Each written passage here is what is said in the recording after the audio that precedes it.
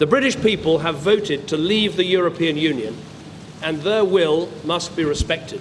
Le 23 juin 2016, les habitants du Royaume-Uni ont voté Leave. Le divorce officiel est le 29 mars 2019, dans quelques mois, le Brexit. Mais une sortie de l'UE, ça se négocie. Il y a des progrès sur plusieurs points. Le négociateur de l'Union Européenne, Michel Barnier, se balade souvent avec un document surligné en vert qui illustre l'avancée des négociations. 80% of the draft treaty I've proposed 6 weeks ago. All the text in green is agreed with the UK. Une phrase revient souvent. Nothing is agreed until everything is agreed. Of course, nothing is agreed until everything is agreed. That nothing is agreed until everything is agreed. Ce qui pose quelques difficultés quand à seulement quelques mois de la date limite, le Royaume-Uni débat encore sur la nécessité d'un hard ou d'un soft Brexit. Hard Brexit, c'est le divorce net, rétablissement et contrôle aux frontières, indépendance de la justice européenne, sortie du marché commun, etc. Le soft Brexit, c'est une situation plutôt à la norvégienne, avec un pied dedans, un pied dehors. On n'est pas dans l'Union européenne, les frontières sont peu visibles, et certaines de tes lois sont calées sur celles de l'UE. Pour expliquer un peu l'importance d'avoir des lois similaires pour permettre aux biens et aux personnes de circuler librement dans une zone, il suffit de prendre un exemple. L'UE interdit aujourd'hui l'importation de poulets lavés au chlore. Et pour maintenir une frontière ouverte, il faut que le Royaume-Uni dispose de la même règle. Sinon, la contrebande devient juste trop simple. Pour les partisans du hard, un Brexit trop soft ne respecte pas la volonté populaire exprimée par le référendum de 2016. Mais cette position rencontre aussi quelques difficultés. La première, c'est la création d'une nouvelle frontière entre l'Union Européenne et le Royaume-Uni, donc entre l'Irlande du Nord et la République d'Irlande. C'est une frontière avec une histoire assez compliquée.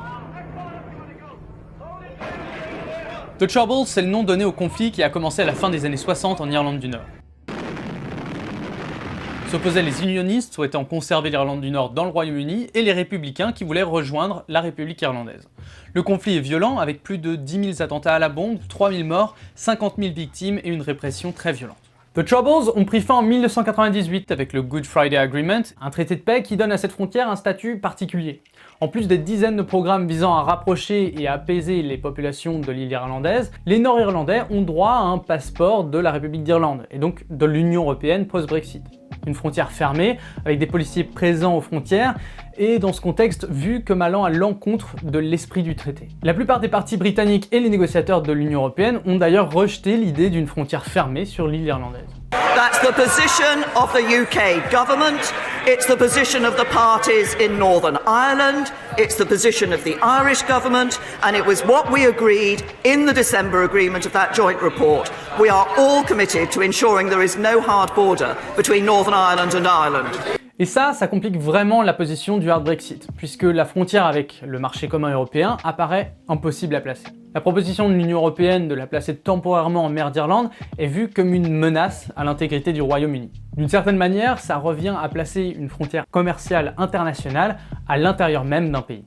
Theresa May a proposé une solution avec la publication le 12 juillet d'un document de 98 pages qui propose la libre circulation des marchandises. Donc ça signifie que les réglementations sur les produits agricoles devront rester les mêmes que celles de l'Union Européenne. Et ça risque de placer le Royaume-Uni dans une position de receveur de règles, puisque la moindre divergence implique le besoin d'un contrôle à la frontière. Encore une fois, sans cela, la contrebande est trop simple. Tu importes avec tes lois du Royaume-Uni et tu passes la frontière de l'Union Européenne non contrôlée. Bref, une situation impossible pour faire respecter les lois de l'UE. Pour permettre à cette frontière d'être aussi ouverte que possible, Theresa May propose une frontière high-tech fonctionnant avec un système informatique, des drones et des caméras. Cette proposition est basée sur une étude produite par l'Union Européenne.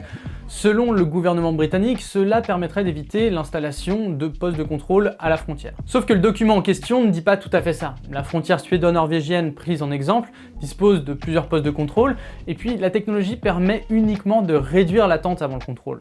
Et ça alors que la Norvège fait partie du marché unique, donc beaucoup plus intégré que la proposition britannique. Cette proposition a été largement rejetée par Michel Barnier. Il y voit une atteinte aux 4 libertés fondamentales du marché commun, le libre mouvement des biens, des services, des personnes et des capitaux. Et pour lui, la proposition britannique cherche à bénéficier du libre marché sur les marchandises sans accepter les 3 autres libertés. Pour l'UE, c'est plus un tout ou rien.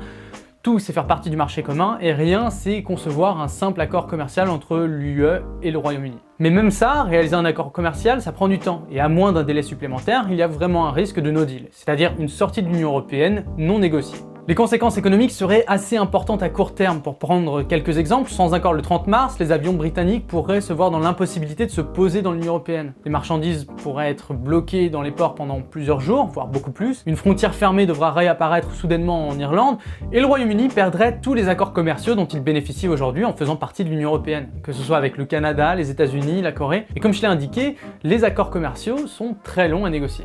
Donc le Brexit va avoir des conséquences économiques, mais une sortie sans deal aurait probablement des conséquences plutôt négatives à court terme. Au final, c'est plus de 2 ans de travail pour 98 pages qui, à quelques mois de la date limite, ne mettent d'accord personne.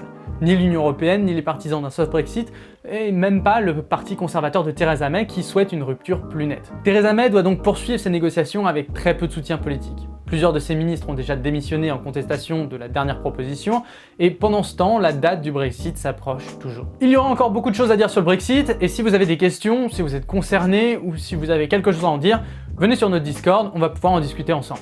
N'hésitez pas à nous suivre sur nos réseaux sociaux, les liens sont en description. C'était Stupid Economics. Sur ce,